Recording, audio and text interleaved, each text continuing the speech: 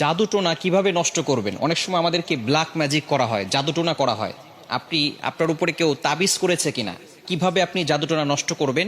কারো কাছে যেতে হবে না, আপনি ঘরে বসেই নিজে নিজে এই জাদুটে নষ্ট করতে পারবেন। বিশেষ করে আমাদেরকে সতর্ক থাকতে হবে। অনেক সময় আমরা বিভিন্ন মানুষের কাছে যাই এবং আমরা সেখানে গিয়ে বলি, আমাকে একটু হাজিরা করে দেখেন যে আমার ভিতরে কোনো জিন আছে কিনা। তারা তো ঠিকই, যদি জিন নাও থাকে আপনার উপরে জিন একটা চালান করে দিবে, এরপরে আপনার কাছ থেকে বারবার এই জিনের মাধ্যমে ডিস্টার্ব করিয়ে আপনার কাছ থেকে টাকা খাবে। এজন্য আপনি কারো কাছে যাবেন না, নিজে ঘরে বসেই আপনি আপনার জাদুটোনা দূর করতে পারবেন, জাদুটাকে নষ্ট করে দিতে পারবেন। বর্তমান সমাজে ম্যাক্সিমাম সময় দেখা যাচ্ছে যে আত্মীয় স্বজন, একেবারে কাছের মানুষগুলো আপনাকে জাদুটোনা করে আপনার জীবনটাকে নষ্ট করে ফেলবে। অনেক সময় দেখবেন কিভাবে বুঝবেন? আপনি অনেক সময় অসুস্থ হয়ে পড়ছেন, কিছুই ভালো লাগে না, ঘরে ভালো লাগে না, দোকানে ভালো লাগে না, ব্যবসায়িক প্রতিষ্ঠানে ভালো লাগে না, অথবা ব্যবসায় বারবার লস হয়ে যাচ্ছে, অথবা সংসারে কোনো শান্তি নাই, স্বামী স্ত্রীর ভিতরে ঝগড়া হচ্ছে, অথবা কোনো মেয়ের বিয়ে হচ্ছে না। এই ধরনের কারণগুলো হচ্ছে ব্ল্যাক ম্যাজিক করা, জাদুটোনা করা। এটা হচ্ছে তার লক্ষণ। জাদুটোনা করেছে কিনা তার লক্ষণ হচ্ছে বারবার অসুস্থ হয়ে যাওয়া, বিভিন্নভাবে আপনি অসুস্থ হয়ে পড়ছেন। মেয়েটার বিয়ে হচ্ছে না, বারবার পাত্র আসে, দেখে সবকিছু ঠিকঠাক থাকে, যেদিন বিয়ে ডেট দিবে তার কিছুদিন আগে বলে বিয়ে করব না। এরকম অনেকে হয়, অনেকে আমাদের কাছে ফোন দিয়ে বলে।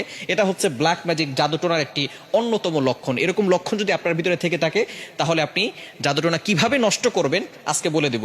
আপনারা খুব সুন্দর করে প্র্যাকটিক্যালি দেখাবো ইনশাল্লাহ।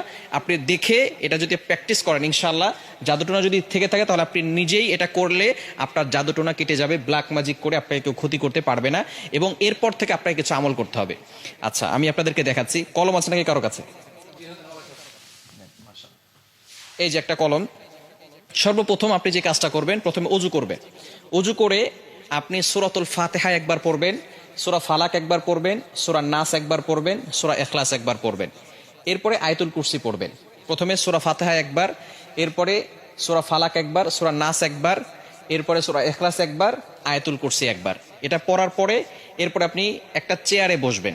অজু অবস্থায়, পবিত্র অবস্থায় চেয়ারে বসবেন। মনে রাখবেন, কোরআনের ভিতরে আল্লাহ তাআলা শেফা দিয়েছেন। আল্লাহ তাআলা নিজেই বলে দিয়েছেন 15 নম্বর পারা 9 নম্বর পৃষ্ঠার 2 নম্বর লাইন, সূরা বানী ইসরাঈলের 82 নম্বর আয়াতে আল্লাহ তাআলা বলছেন, ওয়া নুনাজ্জিলু মিনাল কুরআন মা হুয়া শিফাউ ওয়া রাহমাতুল লিল মুমিনিন। আমি আল্লাহ তাআলা মুমিনদের জন্য কোরআনটা শেফা স্বরূপ নাজিল করে দিয়েছি। প্রথমে আপনি বসবেন একটা চেয়ারের উপরে, পবিত্র হয়ে, অজু করে পবিত্র হয়ে তারপরে বসবেন। বসার পরে একবার সূরা ফাতিহা পড়বেন, এরপরে আপনি সূরা ইখলাস, সূরা ফালাক, সূরা নাস পড়বেন, এরপর আয়াতুল কুরসি পড়বেন। এরপরে আপনি 7 বার সূরা ফাতিহা পড়তে হবে আউযুবিল্লাহ বিসমিল্লাহ সহকারে। এই যে একটা ছুরি নেবেন ডান হাতে, এটা আমি পেন দিয়ে দেখাচ্ছি, আপনি একটা ছুরি নেবেন। ডান হাতে একটা ছুরি নিয়ে আপনি মাথার উপরে রাখবেন, এভাবে রেখে আউযুবিল্লাহ বিসমিল্লাহ সহকারে সূরা ফাতিহা পড়বেন। পড়ে আপনি ছুরিতে ফু দিবেন। ছুরিতে ফু দেওয়ার পরে এরপরে ছুরিটা শরীরের সাথে টাচ করবেন না। টাচ না করে আপনি একেবারে সোজা কপাল থেকে নাক বরাবর, বুক বরাবর 2 পায়ের মাঝখানে রাখবেন। আপনি বসে আছেন, বসে থাকার পরে আপনি একটা ছুরি হাতে নেবেন। প্রথমে পবিত্র হলেন, সূরা ফাতিহা পড়লেন, ইখলাস পড়লেন, ফালাক পড়লেন, নাস পড়লেন, আয়াতুল কুরসি পড়লেন। এরপরে ছুরিটাকে আউযুবিল্লাহ বিসমিল্লাহ সহকারে সূরা ফাতিহা পড়ে ছুরিতে ফু দিবেন।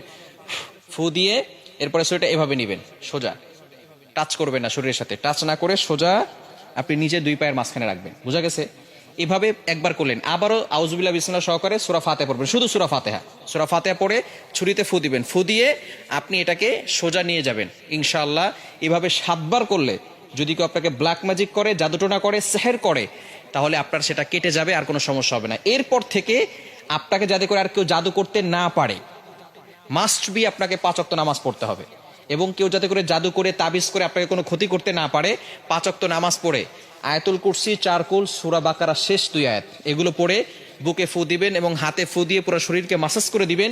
ইনশাআল্লাহ আপনার শরীর বন্ধ থাকবে, এবং রাতের বেলা ঘুমানোর সময় ওযু করে ঘুমাবেন, এই আমল করে শরীর বন্ধ করে ঘুমাবেন। ইনশাআল্লাহ দুনিয়ার কোনো শক্তি আপনাকে কোনো ক্ষতি করতে পারবে না।